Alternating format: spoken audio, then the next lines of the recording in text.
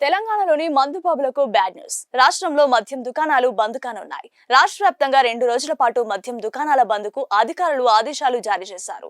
శాంతి భద్రతల పరిరక్షణే లక్ష్యంగా ఈ చర్యలు తీసుకుంటున్నట్లు అధికారులు స్పష్టం చేశారు. ఇక ఈ రోజు సాయంత్రంతో మున్సిపల్ ఎన్నికల ప్రచారం ముగియనుండడంతో ఈ ఆంక్షలను అమల్లోకి తీసుకురానున్నట్లు అధికారులు స్పష్టం చేశారు. ఎవరైనా నిబంధనలకు విరుద్ధంగా మద్యం విక్రయించినా, షాపులు ఓపెన్ చేసినా వారిపై కఠిన చర్యలు తీసుకోవడంతో పాటు ఆయా దుకాణాల లైసెన్సులు కూడా రద్దు చేస్తామని అధికారులు హెచ్చరికలు జారీ చేశారు. కాగా రాష్ట్రంలోని 116 మున్సిపాలిటీలు, 7 మున్సిపల్ కార్పొరేషన్లు మహబూబ్ నగర్, మంచిర్యాల, కొత్తగూడెం, నల్గొండ, కరీంనగర్, రామగుండం, నిజామాబాద్ కలిపి మొత్తం 123 పట్టణ స్థానిక సంస్థలకు ఎన్నికలు జరుగుతున్నాయి. ఫిబ్రవరి 11న ఉదయం 7 గంటల నుంచి సాయంత్రం 5 గంటల వరకు పోలింగ్ జరగనుంది.